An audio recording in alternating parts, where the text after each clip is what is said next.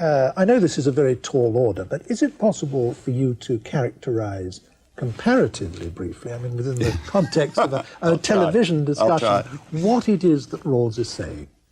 Yes, I think for that purpose it would be a good idea to take up two topics in the book. The first is the topic of the method he suggests and employs, and the second, the conclusions he reaches. And I think it's useful to distinguish them because some people are impressed with the one and not the other. The method is arresting, it's intriguing. Rawls tells us that when we're concerned with questions of justice, what rules that could govern the basic structure of a society would be just, that we ought to think about those in the following way. We ought to tell ourselves a fairy story, for a start. We ought to imagine a Congress of men and women who don't belong to any particular society yet, and who come together in a kind of constitutional convention. They're going to agree among themselves on a constitution, how their society is to be run. And they're like everybody else, these people. They have specific identities, specific weaknesses, specific strengths, specific interests. Only thing that makes them different is that they suffer from a total amnesia, the most crippling kind of amnesia. They don't know who they are. They don't know whether they're old or young, men or women, black or white, talented or stupid. In particular, this is very important, they don't know what their own individual moralities are. That is, they don't know, each one has some conception of what he wants his life to be like, what his preferences are in sexual morality and so forth, but no one knows what his views are on those questions. So it's as if, as in Rawls's phrase, they were separated from their own personalities by a veil of ignorance. Now, these amnesiacs nevertheless must agree on a political constitution. Rawls says if we ask ourselves what people in this strange situation would agree upon by way of a constitution, that the answer to that question will be, for that reason, principles of justice. This is a somewhat far-fetched thing to ask people to assume, isn't it? Well, it's of course far-fetched to ask them to assume that it ever has happened or could happen. Yeah. It's a dramatic way of asking people to imagine themselves making choices in their own self-interest, but without knowing things which separate one person from another. And that's, of course, just a way of enforcing a certain conception of equality on political decisions.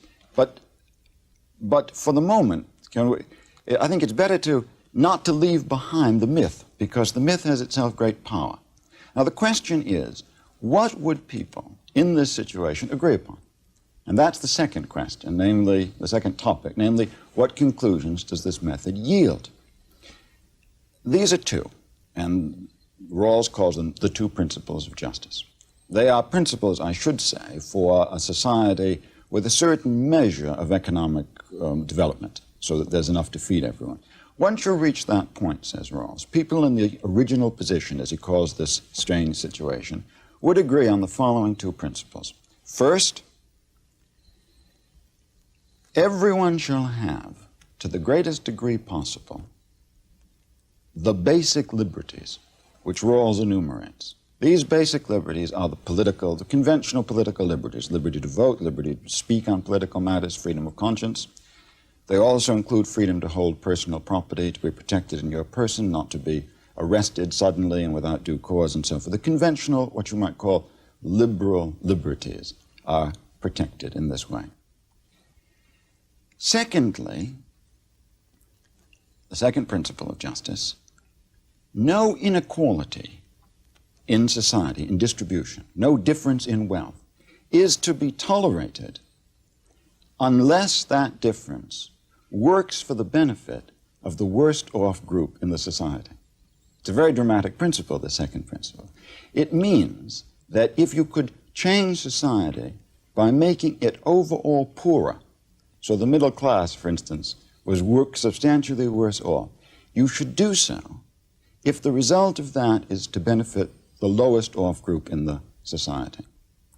So you have two principles. The first is the principle that says there are certain liberties that must be protected.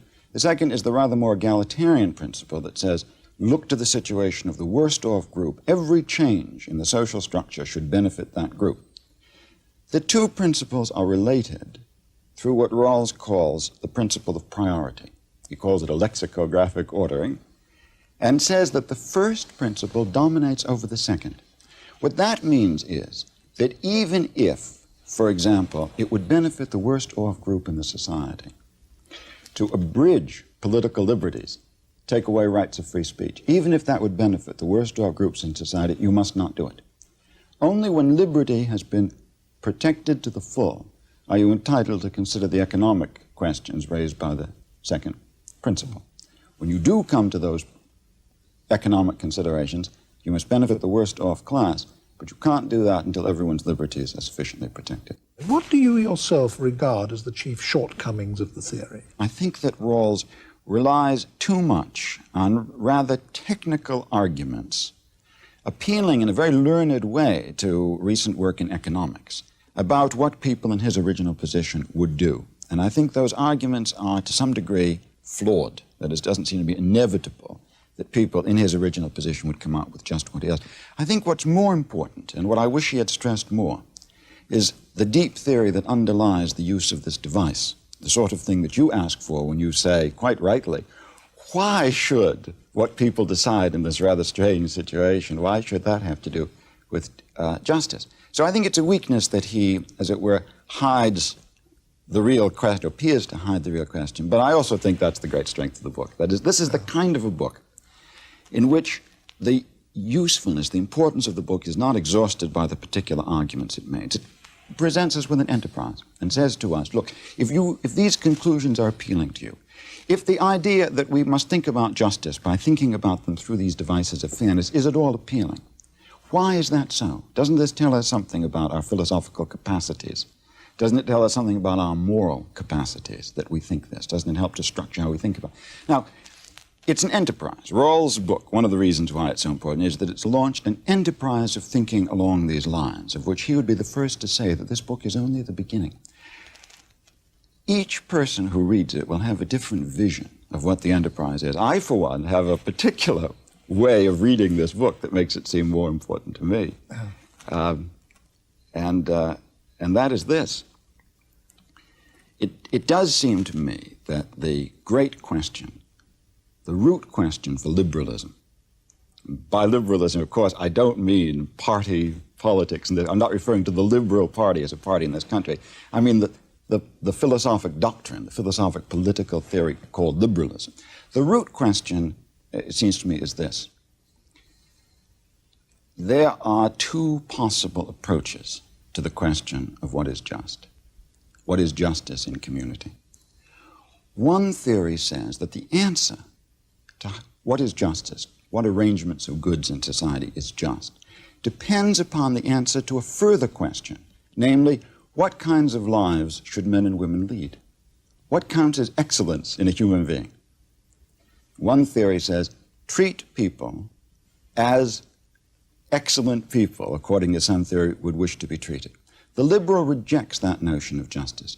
He says that justice has a call upon institutions which is independent of any particular notion of what the good life is, but rather can appeal to people as a way of regulating society that can be agreed upon rationally by people who hold very different kinds of theories of, let's say, personal morality. This book is an attempt to show how far an appealing and altruistic and humane political theory can be generated consistent with the basic postulate of liberalism on this conception, namely that it's neutral amongst the various personal moralities that people hold. And that's a very important ambition. You said what you yourself regard as the most interesting or important discussion points in Rawls. Are there any others with which you may not necessarily yourself directly sympathize very strongly, which are nevertheless interesting to large numbers of the other critics or writers about this book? Large part of the work on Rawls has been, as you indicate, critical. That is, they have pointed out the flaws in the argument that lead from the original position to the conclusion. I described one of the arguments a minute ago, and I said he's assuming that people are all conservative, whereas they might be gamblers. Another part of the literature is, and I think more interesting part of the literature, is critical of the conclusions. And this comes from both the right and from the left. The criticism from the right says that it's absurd to suppose that we should be ridden by concern for the worst off group. There are values more important, for example, cultural values, that it's important to perpetuate even if maldistribution or inequitable distribution is the result. Criticism from the left is more complex. It fixes, first of all, on the first of the principles that I offered and says, Rawls says that when liberty and further equality conflict, liberty is to be preferred. And there are positions on the left which contest this and say that it's a bourgeois, middle-class, liberal view. The second criticism from the left fixes on the second principle. When I described it, I said the second principle said there shall be no inequalities except as benefit the worst off group. A criticism, let us say, from the far left holds that inequalities are bad even if they do benefit the worst off group, so that we should prefer a society of complete equality even if everyone is worse off, including those who would be worst off under a Rawlsian distribution.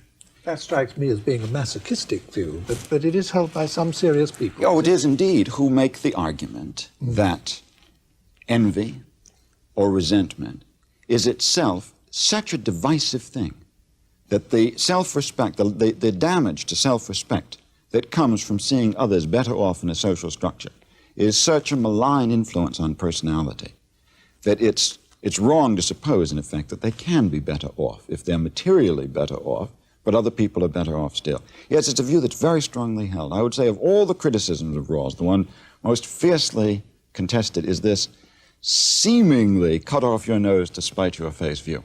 And I'd like to move on now from Rawls to the other important book that I named apart from your own, namely Anarchy, State and Utopia by Robert Nozick. I wouldn't ask you to deal with that at such length as we've just discussed Rawls, but I think it's not so important to do so as it hasn't been quite so influential.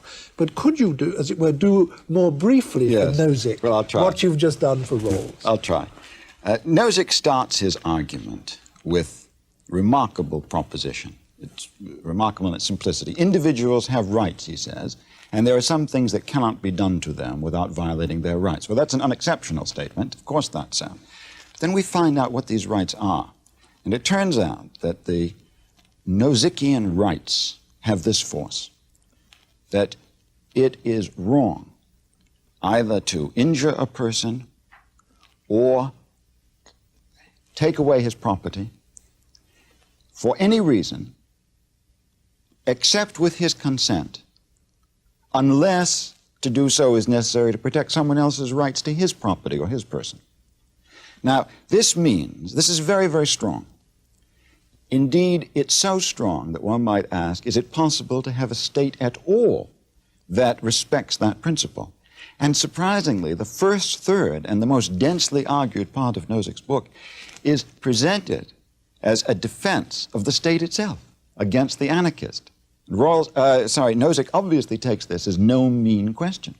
And obviously it isn't. After all, if you take my property away from me, then you have violated my rights. I have a right to take it back. But a state claims a monopoly of the power to use force.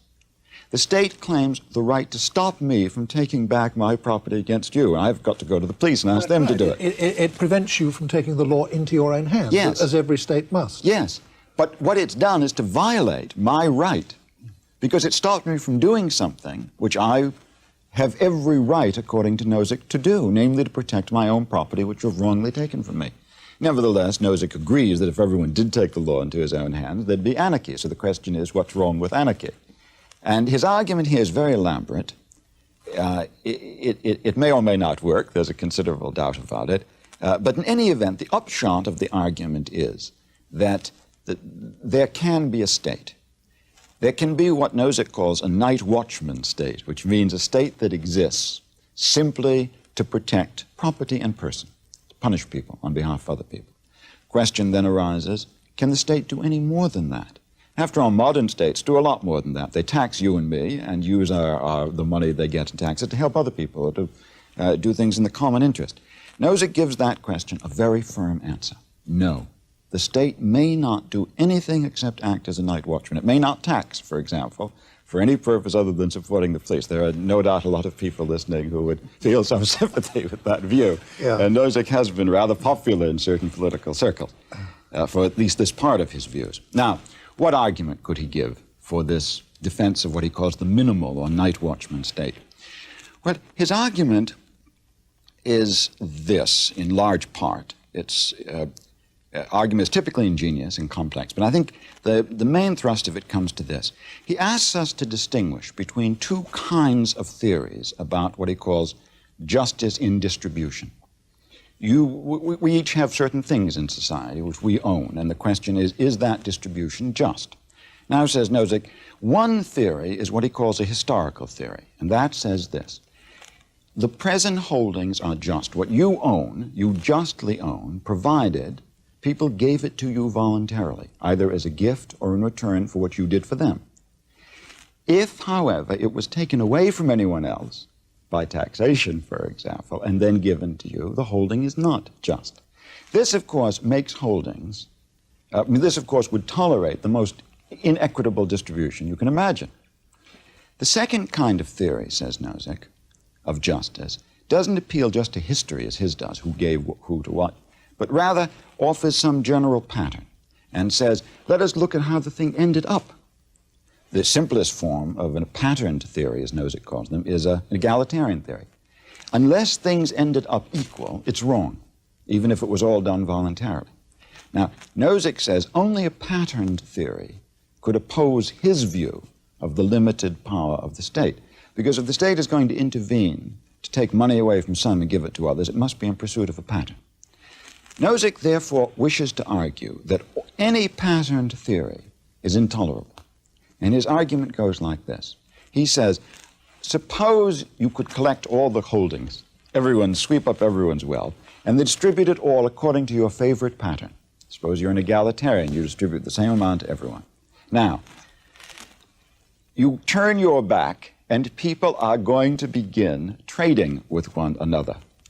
Suppose, he says, he uses here the name of a very famous American basketball player called Wilt Chamberlain. He said, suppose Wilt Chamberlain plays basketball extremely well, which he does, and people wish to pay money. He doesn't wish to play basketball, but people give him money, ask him to play basketball. He's going to end up with more money than anybody else. In order to stop that, you are going to have to interfere with liberty to a constant degree. To stop these transactions, stop people from doing what they wish to do, you're going to have a dictatorship. You will not preserve a pattern of justice, if that's what you want, without the most serious inroads on people's freedom. Therefore, you can't have a pattern theory of justice. Therefore, the only tolerable state is his state, namely the night watchman or minimal state. Well, this seems to be based fundamentally on a concept of the importance of free exchange. Yes. Would that be right? Yes. That seems to be absolutely the root. It comes back to this notion of consent. Yes. Anytime you lose something, it must be with your consent. Yes, yes. What would you advance as the chief criticisms of Nozick's theory? Two. First, that his notion of what basic rights people have, namely this right not to lose their property except with their consent, simply arbitrary. There is some appeal in that right, but there's also plenty of appeal in competing rights, which would have to sanction inroads against it. For example, I see nothing less appealing, just as an intuitive beginning point, with the notion that people have a right to the concern of others when they are in desperate situation themselves. Now, that obviously is going to sanction things being done that Nozick's basic principle wouldn't permit. Nozick has no argument for his basic right, in my view. He simply presents it as a starting point, and therefore it's an arbitrary state. He starts too far along with an arbitrary position. Secondly, I think, as the Wilt Chamberlain argument I gave you, I think well illustrates, his arguments tend to be all or nothing arguments. They're ingenious, but there are many of them of the form, it would obviously be impossible to prevent any exchanges.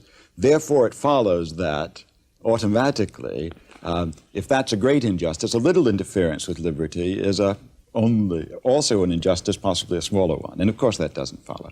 And in fact, in American society and British society, we do have the state interfering constantly with these exchanges, but it would be quite untrue to say that this constitutes dictatorship. Yes, exactly.